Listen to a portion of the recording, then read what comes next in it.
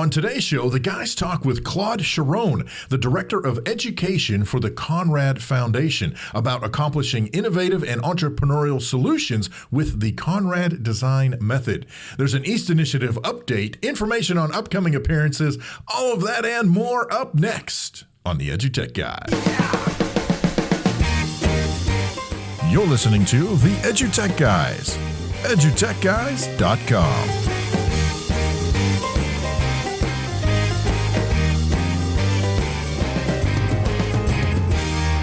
Hello and welcome to EduTechGuys Radio. I'm David Henderson. Hey, I'm Jeff Madlock. Hey, welcome to the show. Thank you so much for tuning in to this week's episode. Yes, tuning in and hopefully staying.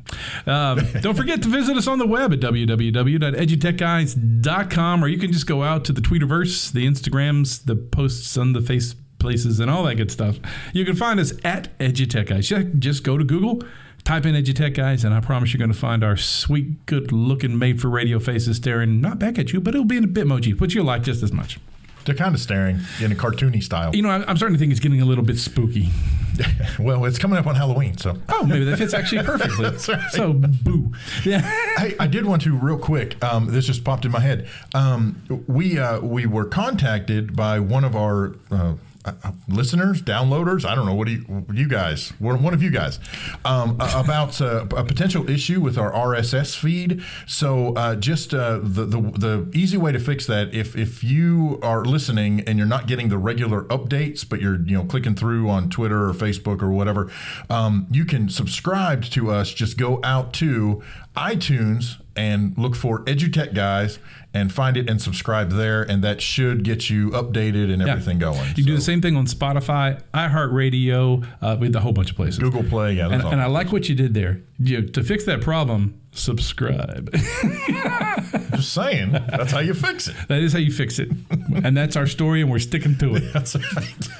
But please, you can hit pretty much anywhere. You look us up. We're on all the major players out there, so so you can find us and you can subscribe, and that will fix the RSS feed. We've moved hosts, I guess, one too many times. And that's one of we really have moved that a lot. We just have a lot of content out there. Well, and if I remember right, based on kind of the research that we did, I think that was that weird time where we were getting like quadruple episode posts or something. It was doing some really weird stuff. Yeah. So I think that was it. So just if you're out there listening and you're actually interested in doing a podcast, or maybe you're already a podcaster, that's one of the things to watch out for. Keep an eye on your feed, and definitely check out your feed from different venues, and or make sure you're not logged in as yourself, and do a search and all that kind of stuff, just because that way you're looking at it as if it's not you doing it. Yeah.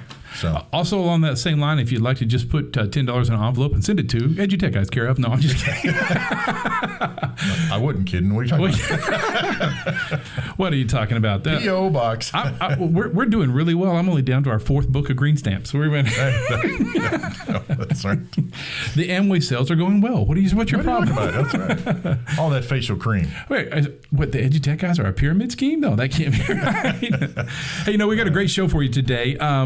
It was interesting. A little backstory. We met Nancy Conrad. I can't remember the actual meet cute. I don't remember how it actually happened, honestly.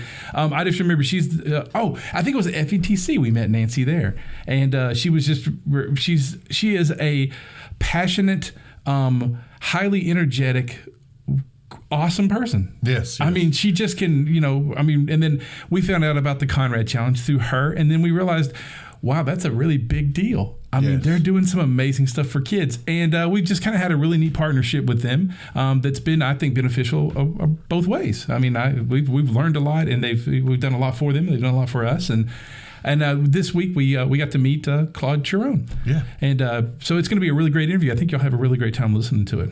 So but like I said, they do some amazing stuff, and I think that's a really cool thing that's happening out there now in the world is.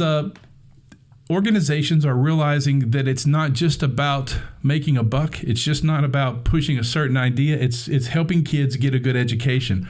And I've been in education for way over 25 years, and I've seen the challenges that some students have to face every day, whether it's going to school hungry or maybe not seeing a doctor when they're sick, things like that. Yeah, well, and those challenges make it really hard for kids to focus on learning because they're so concentrating on those challenges.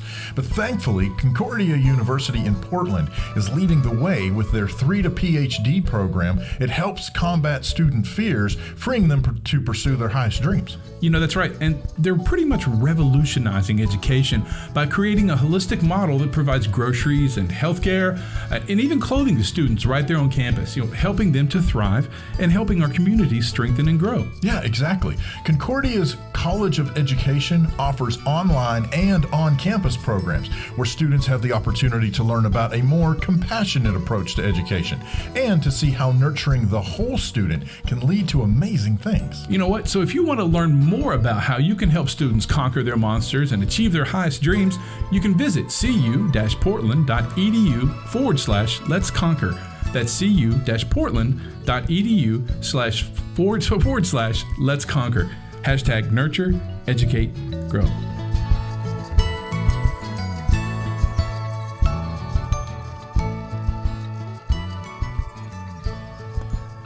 Hey, welcome back to the EduTech Guys. We're really excited to have our next guest on the show today. Yeah. And we're going to let him tell us who he is and what he does and where he's from and all that kind of good stuff. So here we go. Yeah.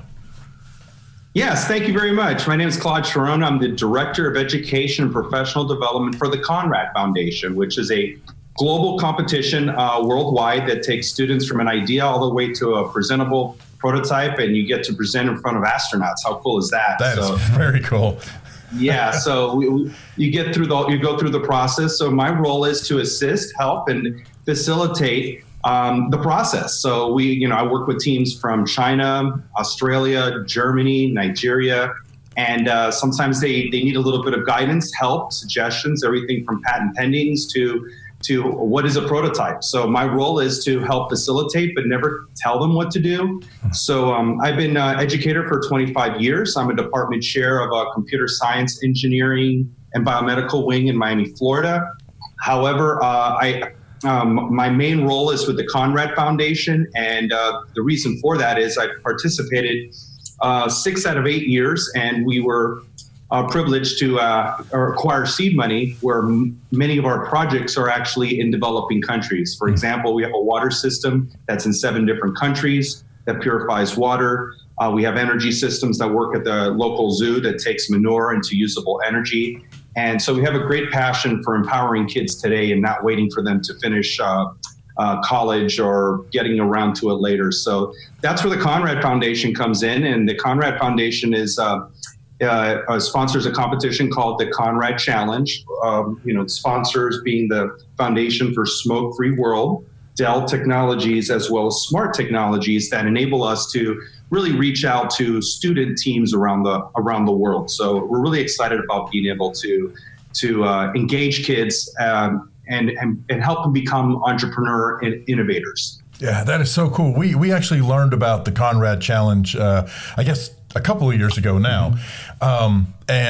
Just when it was being kind of explained to us that the challenge part of what the Conrad Foundation does is absolutely incredible to think that you are taking, these students are still in high school and they are coming up with solutions to real world problems and present them in our layman terms, basically like Shark Tank style, and ultimately hope to get actual investors to turn around and invest in their ideas. And like you said, you're helping them with some of those processes, like how do you register for patents and trademarks and prototypes. And now you said that you work on the professional development side, so you're working with the teachers and their students? Correct. That is an excellent question. So yes, I actually facilitate 2 roles. One is one of my favorite roles is working with the students. So it's all about the kids, right? And being able to see that light go on, and it just always surprises me how when they are invested in an idea or a problem, they will knock over any door to make it happen. So I think it's our role is to stay out of the way and point them in the right direction. So with that, I actually do professional development and developed a methodology which Google inspired us by Google, which is something called the sprint process, where you go from an idea to a working presentable prototype. A more of a mock-up presentable prototype within a week to decide if you should invest. So taking that kind of methodology and being able to bring it to the high school is what our passion's been for the last 3 years. And what that really means in layman's terms is, how cool would it be if a team was able to communicate, collaborate in a very respectful way, in a way where they can actually share, visualize, and move forward in a more efficient manner. So that's kind of my role. So I provide professional development to teachers and students that want to know how that methodology works. So what's really cool, and then I'm going to pause and continue the podcast, is on the website, conradchallenge.org. Everything is there. So you have videos, you have the resources, so everything is accessible. And the way you would find it is called CDM, Conrad Design Method. And in addition to that, we have a new, very streamlined, easy, user-friendly way where students can actually learn how to go through round 1, 2, and 3. So it's not required for students to go through the competition. They can actually see the methodology and use it, because sometimes, teams aren't ready and they can't make it to Kennedy Space Center. So the foundation's very sensitive to, let's be able to provide these tools to everyone in the world. And so we're really excited that the website enables us to do that this year. So that's where we are right now. That's really awesome. Yeah, that's what I was going to ask you. The fact that you're taking the Conrad design method and what now works is tried and true, and you're providing it for everyone out there. So there's a lot of schools and a lot of classrooms and a lot of teachers and students that realize that they're not ready to jump all into the competition yet, but they'd really like to start learning and moving forward this way. That's really awesome. That provides a really good piece. To piggyback on that, thank you very much. I just had a teacher send me something. We support all of our teams and students via Slack, so we have a community Slack channel that enables us to. I'm sure you're familiar with it, right? Oh, yeah. It's excellent, right? It's such a cool tool. So we're able to provide resources. So I got a question just yesterday. How much should I help them so it's not my idea, their idea? Yeah. That's an excellent question. How much do we give them? So that's where this type of process enables them to do their own work, post their own work, students evaluate without talking, and then at the very end, they communicate and select which direction they're going to go. It's a simple third grade process. Like when we were in third grade, the teacher used sticky notes. They used ways for us to visualize, and then somehow down the road we decided those aren't important anymore. Let's just go on the computer so we can really communicate. Well, it hasn't really worked out well for us. So Google and a lot of other companies have realized, we need to visualize. We need to give people individual time to kind of collect their ideas at their own pace, and then give them a few minutes to look over it, and then that's where the engagement happens. So being able to provide not too much, but the right feedback at the right time enables teachers to really empower the kids, where it's not the teacher's idea, it's really the team's. Yeah. So along similar lines, in addition to making sure that the teacher's not, putting forth their own particular idea, you've been doing this, like you said, 6 out of the last 8 years, right? So what are some of the things that you see in terms of, I don't exactly know the way to word this, but some of the places where you have seen students kind of really struggle with something, and it could be and it could be anything, whether it's from a technical side, whether it's from kind of the 4 C's, communication and collaboration, creativity, from that side of things. What are some of the things that you see that you're kind of like or some of the things that you deal with in your professional development? Say, hey, look, you guys really have to work on X, Y, Z, because you're not necessarily going to say it this way, but you don't necessarily have those particular skills, or those skills need to be more developed based on, what you've seen in your experience. Does that make sense?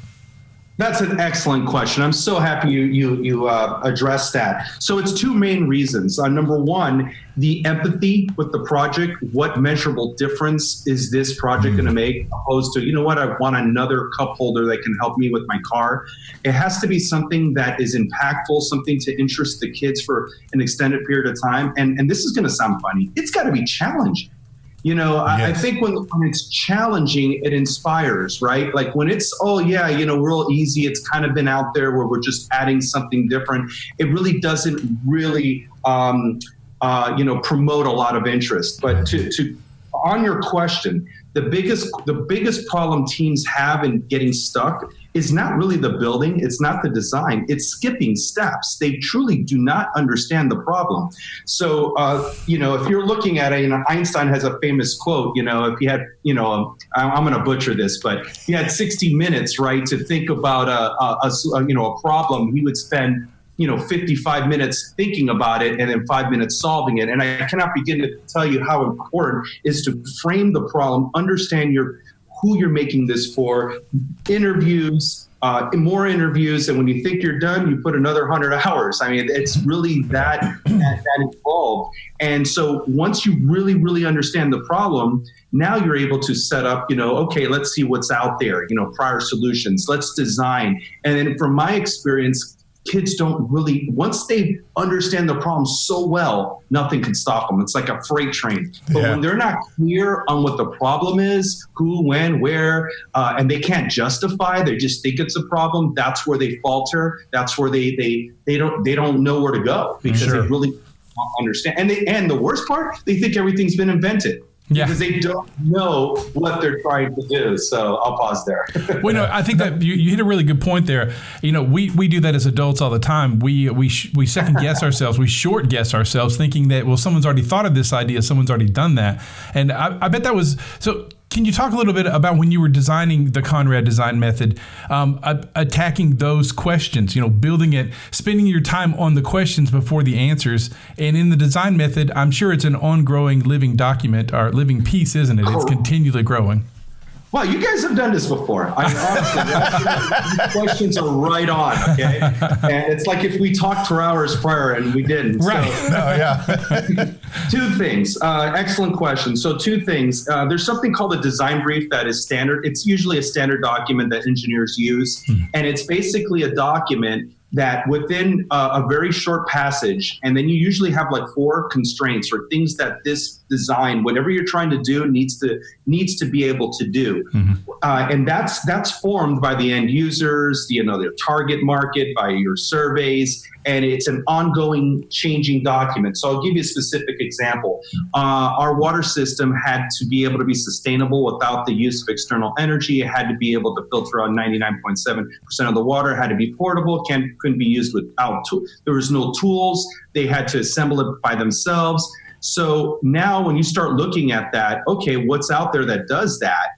You start to realize, wait a second, this is not the same as a life straw, or this is not the same as a UV solar panel that requires complex machinery or tools. So then you're able to evaluate what's really out there versus what you're really trying to do. And here's the coolest part. That design brief is your Bible. That's what you want to do based on your customers. So no matter what judge or authority challenges you, that's okay. This is what I'm trying to do. Thanks for the advice and have a nice day. Right. And it's really their Bible. And that's what we try to do, is try to teach the kids what they do in industry. And they do this all the time in college, right? Look, we need this, something that does this, and it has to meet these 3 constraints. We'll be back in 2 weeks. Let's see what you come up with. So that's the process that we try to model and show and teach the kids, because if they have that design brief solid based on their research, framing the problem, then everybody's on the same page. Yeah, absolutely. So I'm hoping this is a semi-loaded question, but do you have, are there any particular, without like naming specifics, I would say, but do you have a particular maybe instance or examples where you've worked with, a set of students or sets of students who came forward with a design and it was kind of like, you really aren't where you need to be yet, but, without helping you, I can help you. You know what I mean? Oh, absolutely. That's another excellent question. So again, it goes back to, you're saying that water system's portable, prove it. Everything, this is what's cool. Look, I love business, but and the difference between business and engineering, this is why they both need each other, is you got to prove it. Right. You can have all these speculated numbers, but when you prove it, and this is why I think we were able to gain the seed money and the Pete Conrad Scholar for several years, is because there was no debate. We made it, we tested it, we showed the results, the end users basically said it works, and who's going to dispute it, right? So if the end user's actually saying, look, this is what we wanted, and then it's working, it's a big deal. So I think it's important that we don't ever shoot kids down. It's more like the best way to explain design process is a pitching coach, right? Yeah. So when you're trying to teach someone how to bat, you don't say, no, you can't swing. You say, well, you already have a swing going through, keep your elbow up, look through the ball. And it's just fine tuning the process so that they can, you did these three things well, but you still, the money, it's going to cost $500 more than you're anticipating per unit. Have you thought about that? Right. And then they'll go back and they'll look at the material list. And that's the way you facilitate the process. It's not, you're wrong, don't do it, it's a terrible idea. But you know what? This is awesome. However, have you thought about, bringing it down? And I think the Conrad Challenge at the very end of the summit, these kids work so hard, right? And they present. That is one of the things that if you haven't been there, it's like magical. It's like the Oscars meet the Academy Award. The Academy Awards meets like, Shark Tank. And you're just getting all this beautiful energy. But the feedback is what enabled us to actually get it to the hands of the end users. Yeah, have you considered like the way a person's going to use it, right? Mm-hmm. So, and I don't know if you've seen the Bill Gates three-part special from Netflix, but he emphasizes, and his wife is brilliant, emphasizes the user interface, how a person would use something. And I think that is something that I don't think kids and adults really think about. They think about designing something, but really get inside the head of a person that's actually going to use it is, I think, the differentiator. Oh, I think that's one of the biggest problems, just honestly, with a lot of things that are currently, in production, in the works, is that whoever came up with it, it's a great idea, but the end user experience is, horrid. So it's like, how do I make this work? How do I do this? I can't figure that out. And I spend so much time trying to figure out how to use whatever your device or system is that really, at some point, there are some things where you throw your hands up and you go, what? Never mind. This is ridiculous. And you walk away. Yeah. Well, you just defeated your entire purpose. I agree. Absolutely. So I have a question. We'll get ready to wrap it up, but I have some deep ones here. So we met Nancy Conrad about 2 years ago. Mm-hmm. I guess it was. Her passion is amazing. But I'd like to say I can see the passion in the whole organization. Everyone we've dealt with in the Conrad Foundation, their passion for students and for the future is pretty awesome. Along that lines, your take, since you've been there and you've seen it, when we do a thing like a challenge and we talk about winners and we talk about that kind of competition, the thing I noticed about the Conrad Challenge and the Conrad Foundation is there are not any losers. And I wonder what you've seen with students that have been a part of the challenge that has changed their lives, not just along the lines of becoming engineers or becoming entrepreneurs, but just how it's changed their lives. You guys probably see that tenfold throughout the year and throughout the program.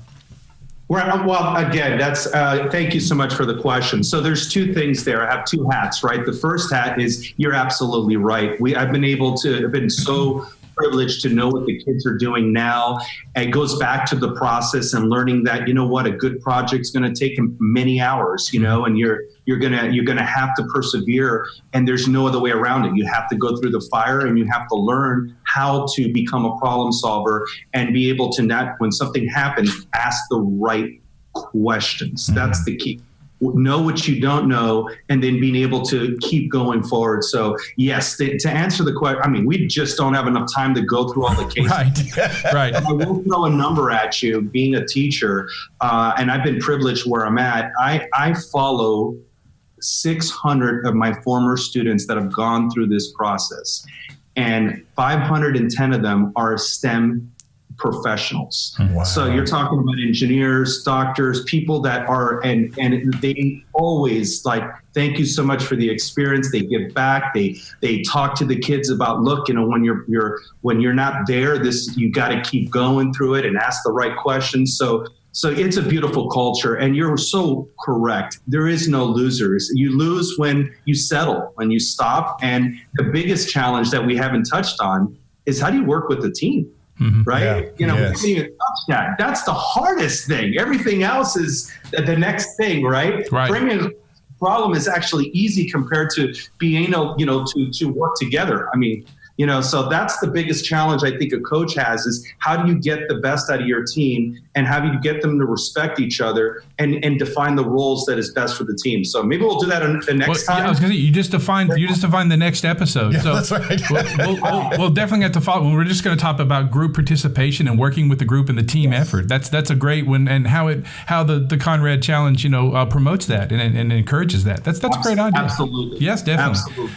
So, Claude, tell us if our folks want to reach out and steal your ideas. No, if they want to reach out and get in touch with you or get in touch with the Conrad Challenge, let's tell them one more time how to do that.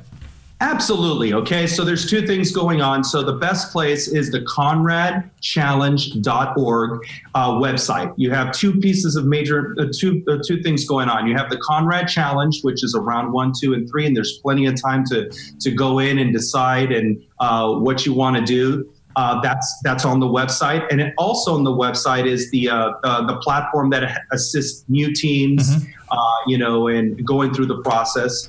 In addition to that, within the website, there's something called info@ConradChallenge.org, which there's some amazing people that are always literally there to answer any questions. They're so committed to helping students get from point A to point B, everything from helping them if they're in a financial situation to trying to find money for developing countries to get involved. So there's so many different resources. Just a matter of, hey, go to the website and ask for help and get started. So thank you. Awesome. Well, we're looking forward to seeing what happens in the coming months leading up to the end of the challenge, and what happens in the future with the Conrad Foundation. And we want to thank you once again for coming on the show. Thank you, guys. Thank you very much. I love what you guys do.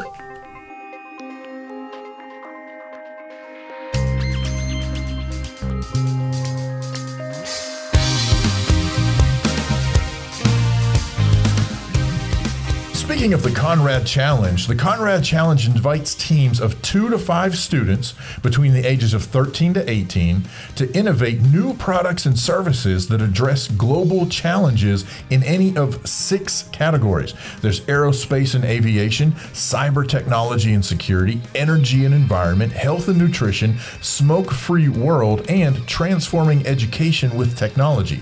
Along the way, coaches and judges from the best in the business, industry, research, and academia worldwide guide the team's development of their innovative ideas. Yes, interested teams should visit the registration form and the 2019-2020 Conrad Challenge overview, all found at www.conradchallenge.org for more information on this year's competition. Registration is open now and will remain open until Friday, November 1st, 2019 at 11:59 p.m. Eastern Time. Don't miss that time.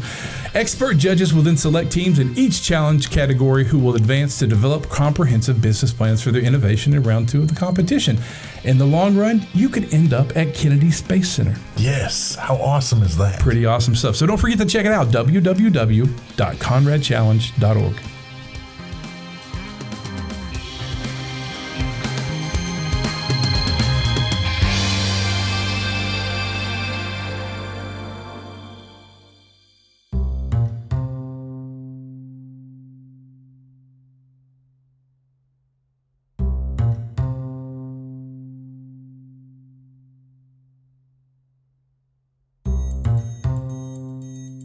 Hi there, I'm April Jackson, and this is your East Update. This week, we hear from East students at Roberts Elementary School as they tell us about their project mapping the journey of the Little Rock founder. This project started when the Butler Center, a place in downtown Little Rock, they contacted us with an amazing project idea. We were to map out the journey of Thomas Nuttall, who was the founder of Little Rock. So we read his journal, which is held here, and found a lot. Here's a close-up of his journal. So then we went to Google Maps to see how everything looks today with all the technological things and all the cars and cars. Then we went on to ArcGIS to map out everything, including everywhere where you travel. And then we decided to create theatrical podcasts, and also we posted those on Arkansas History Hub with drone footage of everywhere that he traveled. If you're interested in hearing more about East students or learning how to partner with the program, visit our website at eastinitiative.org or follow us on social media at The East Initiative. I am April Jackson, and this has been your East Update.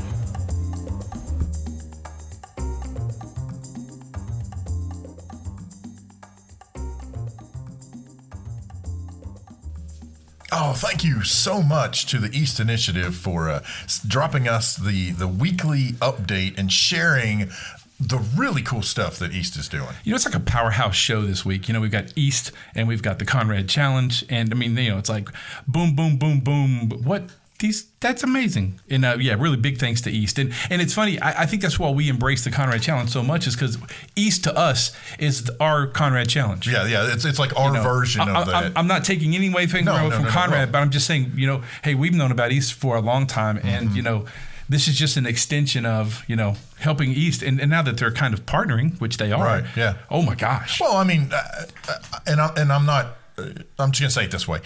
In my head, from our experience, the Conrad Challenge and what the Conrad Foundation does is basically Florida's, or heck, even smaller than that possibly, but was kind of Florida's version of East, while East in Arkansas was developing East, and it's taking this much time, and frankly, it took kind of us to put those two together and go, hey, you need to talk to them, and you need to talk to them.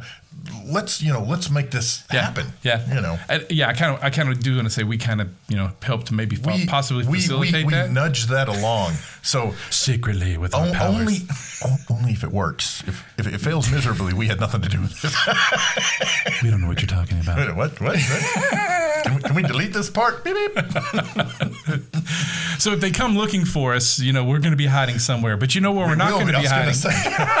We're about to tell you where we're going to be hiding. So I'm not sure that's hiding. That's true. So that's correct. If you want to see us live, you're going to have your opportunity coming up pretty soon. The first one is the Technology and Curriculum Conference of Aldine. That's the TCCA. That's October the 26th in Aldine, Texas, right there in Houston. So it's coming right up. Yeah, exactly. And then after that, the Illinois Education and Technology Conference. That's November 13th through the 15th in Springfield, Illinois. We will be at both places live with tables and chairs and I don't know, whatever else we'll have. Microphones. Well, all of that stuff, sure. But I meant, who knows what other bonus materials we're going to have. But anyhow, we'll have the chairs open for you to come and visit with us and share your stories with us. And not clowns. Not clowns, please. No, not clowns. Jeff doesn't do well with clowns. I don't do well with clowns. He doesn't. Tears of the clowns. I had to get a little song in there. We always have to every time. That's right. We got to have a song. Yep. Hey, listen, it's been a great show. Yes. Let's finish up on that. Yeah, there we go. Tears of a clown. That's how you end a show right there. Okay, we should have been doing something else. I have no idea. I don't either. I still haven't found what I'm looking for. No, I still. Man. Okay. I think we're going to be on a street with no name. It's a YouTube episode. It is YouTube. You too? Yeah, me too. No, me too. Who knew that? Hey, Hashtag. Listen. Hashtag you too? Me too. Awesome. Well, guess what? For now, I'm Jeff Madlock. Oh, I'm David Henderson. We'll catch you next time. You've been listening to the EduTech Guys, edutechguys.com.